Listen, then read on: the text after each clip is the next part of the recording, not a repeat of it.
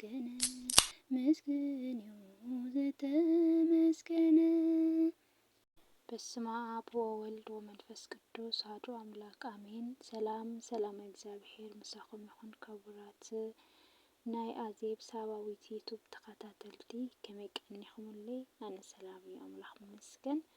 ከምቲ ኣነ ሰላም ዘለኽዎ ሰላም ክትኮኑለይ ባዕልቲ ሙሉእ ተስፋ እየ። ሰላም እግዚአብሔር ምሳኹም ይኹን። ከመይ ቀኒኹም? እሺ እዛ ቪድዮ ኣምሃሪት ዝበልክዋ ካልኣይ ክፋል ናይ መንፈሳዊ ደብዳቤ ፍቕሪ እያ። እስቲ ብላይክ ጀሚርኩም እስካብ መጨረሻ ሰሚዕኩም ተምሃሩላ። ናይታ ሄዋን መልሲ ከዓ እስቲ እንታይ ክኾን ሓቢርና ንከታተል። ሻር ላይክ ኮመንት ኣይትረስዑ። ንኺድ መንፈሳዊ ደብዳቤ ፍቕሪ መልሲ ናይታ ሄዋን። ካብታ ኣብ ኢየሱስ ክርስቶስ ዘለሃኒ ፍቕሪ ዘፍቅረካ ናተይ በረከተይ መጀመርታ እቲ ካብ ኩሉ ኣእምሮ ዝበልጽ ሰላምታ ኣምላኽ ንልብኻን ህይወትካን ብኢየሱስ ክርስቶስ ክሕልወለይ ናይ ወትሩ ጸሎተይ እዩ። ከምቲ ዝበልኻዮ ኣብቲ ልብኻ ዘዕርፍ ጎይታ ብምህላውካ ሰላምካ ብዙሕ ምዃኑ እኳ ኣኣምን ተኾንኩ ንቡር ከይተርፍ ግና ከመይ ቀኒኻለ ኢለ ክሓተካ። ናብራ ትሕምቆ ኣለኻ ዶ ናተይ ጅግና? ኣብ ጸጽባሕ ብርትዓኻ ክሰምዕ እዩ ባህገይ። ብዝኾነ ደብዳቤኻ በፂሑኒ ፍቕረይ ከመይ ብሓጎስ ተሰራሲረ መስለካ። ልበይ ናፊቓትካ ቐንያ በጀኻ። ብሩኸይ ስክፍታኻን ሓሳብካን ይርዳእኒ እዩ። እዛ ሓንኳል ዓለም ከይተሓናኹለና ዲኻ ኢልካ ኣድኻ ብሩኸይ ክርስቶስና ኮ ንዓለም ስዒሩልና እዩ። ድሓር ከዓ ፖፕ ሽኖዳ ኣብ ዲያብሎስ ወርድ ትብል መጽሓፍ እንታይ ድዩ ኢሉና? ምናልባት ሰይጣን ሓያል ክኸውን ይኽእል እዩ። እቲ ብኡ እንቃለስ ኣምላኽና ግና ናይ ሓያላት ሓያል እዩ። እንድዩ ግዲ ኢሉና። ስለዚ ግዲ የብልኻን ንኣምላኽና ሒዝና ዘሰንፈና ነገር የለን። ፍቕረይ ብዛዕባኻ ግና ሓደ ነገር ኣዝዩ ደስ ኢሉኒ ኣሎ። እንታይ እስከ ንሱ?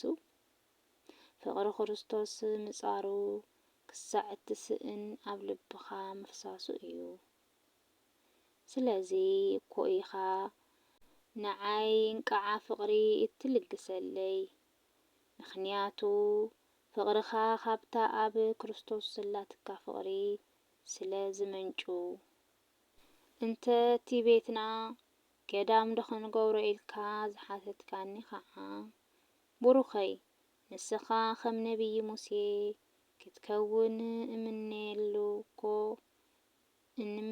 እኮ በቲ ኣምላኽ ጨቢጠካ ካብ ግብፂ ዝኾነት ዓለም ክተውፅአንን ናብታ መዓርን ጸባን እተውሕዝ ምድሪ ከነኣን ክትመርሓንን እዩ።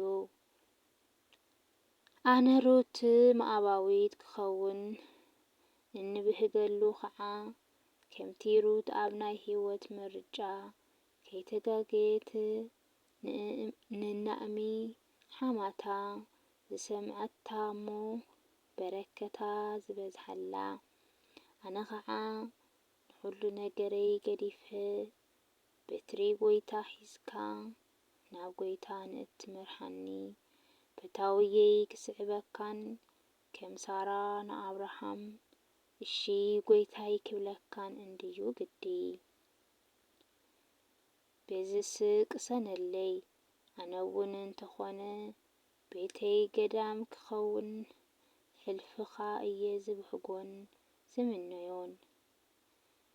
እቲ ኣብ ቤትና ዝንጅርብብ ሓጎስን ሰላምን ካባና ሓሊፉ ካልኦት ዝዕንገሉልን ዘዕርፉሉን እዩ ክኾነልና እሞ ብሩኸይ ብኣካል ነራኸበሉ ርሑቕ ኣይኮነን።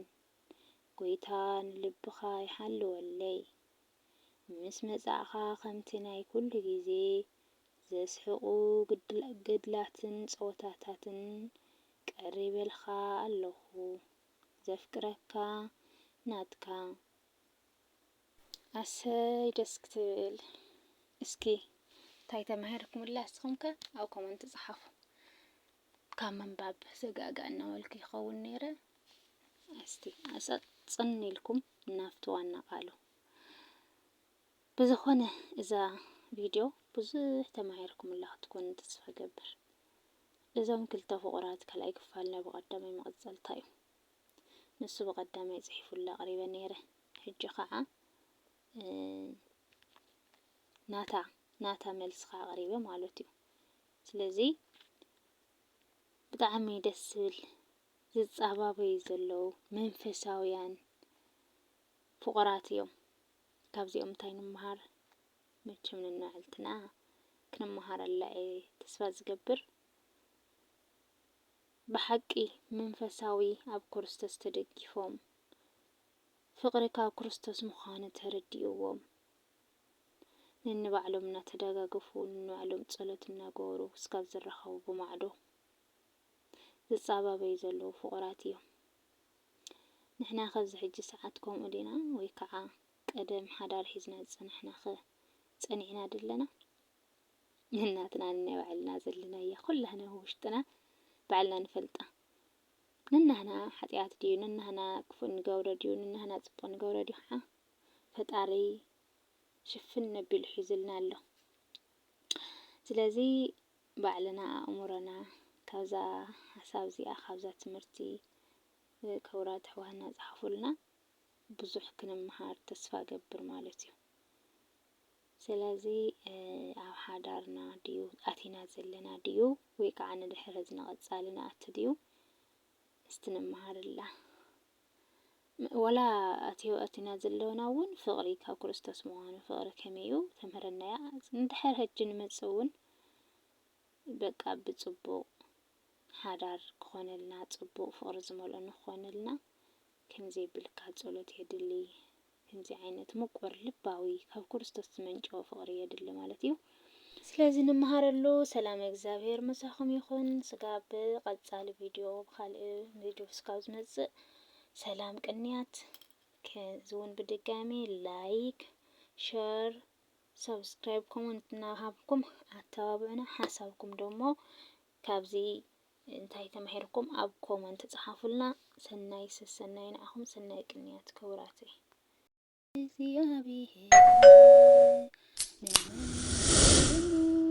ነመስግኑን እግዚአብሔር መስግኑ ዘተመስገነ መስግኑ